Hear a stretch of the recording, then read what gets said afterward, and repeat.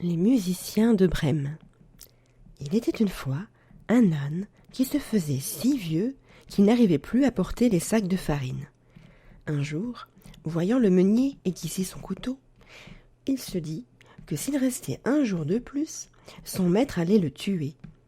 Il ferait mieux d'aller à Brême. Là, il pourrait jouer du violon dans la fanfare municipale. Sitôt dit, sitôt fait. L'âne s'enfuit, son violon en bandoulière. En chemin, il croise un chien couché au milieu de la route.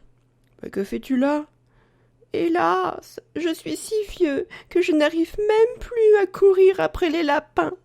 Alors, mon maître a voulu me tuer d'un coup de fusil. Je me suis enfui. Mais qui va me nourrir à présent ? Viens avec moi. Je vais à Brême pour m'engager dans la fanfare. Tu n'as qu'à te proposer pour jouer du tambour. Au marché conclu. » Et sautant sur ses pattes, il lui emboîte le pas. Peu après, les deux compères croisent un chat qui miaule sur un toit. « Qu'as-tu à pleurer ainsi ?»« Hélas, je me fais vieux, je ne suis même plus bon à chasser les souris. Du coup, ma maîtresse a voulu me noyer, je me suis enfuie. Mais que vais-je devenir ?»« Viens avec nous. Nous allons à Brême pour nous engager dans la fanfare. Tu n'auras qu'à jouer de la trompette. »« Pourquoi pas ?» Et il saute du toit pour rejoindre l'âne et le chat. Un peu plus loin, les trois voyageurs croisent un coq qui s'égosille, perché sur un poteau. « Qu'as-tu à broyer comme ça ?»«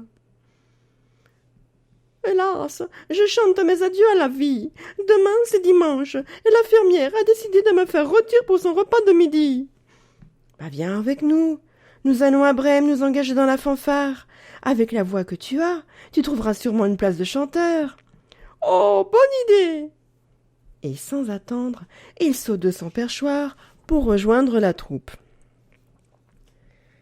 Quand la nuit tombe, les quatre voyageurs sont encore loin de Brême. « Où allons-nous dormir ? » ?»« Oh, je vois une maison éclairée, c'est peut-être une auberge. » Plein d'espoir, les animaux se pressent vers la lumière. Mais comme il est le plus grand, l'âne regarde par la fenêtre. « Et que vois-tu ? » ?»« Oh, je vois une table couverte de bonnes choses, et trois brigands qui se régalent. »« Miam, je finirais bien le repas à leur place, mais il faudrait trouver un moyen de les faire déguerpir. »« J'ai une idée. » Et l'âne explique son plan. Aussitôt, le chien grimpe sur son dos.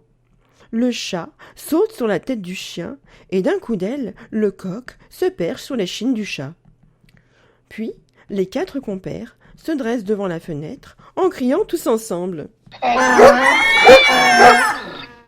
Quand ils entendent ce tintamarre et voient ce monstre à quatre têtes, les brigands hurlent de peur et se sauvent dans la forêt. Nos quatre musiciens n'ont plus qu'à se mettre à table. Après s'être régalés, chacun se couche dans un coin et s'endort d'un sommeil bien mérité. À minuit, voyant que les lumières de la maison sont éteintes, le chef des brigands décide d'aller voir si le monstre est parti. Sans bruit, il entre dans la maison et s'approche de la cheminée. Mais, le chat réveillé lui saute au visage et le griffe en sifflant.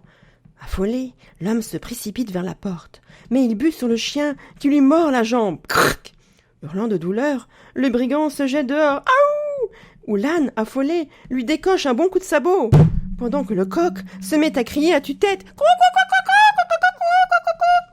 Le brigand court vite retrouver ses hommes dans la forêt. « Mes amis, c'est affreux. Dans la maison, il y a une sorcière avec des ongles crochus qui a bien failli me crever les yeux. Et puis il y a aussi un ogre derrière la porte qui a voulu me manger la jambe. Et dehors, il y a un diable qui a failli m'assommer. Et sur le toit, il y a un policier qui a crié « Au voleur !» quand je m'enfuyais. J'ai bien failli y rester, Effrayés par ce terrible récit, les voleurs décidèrent d'abandonner cette maison.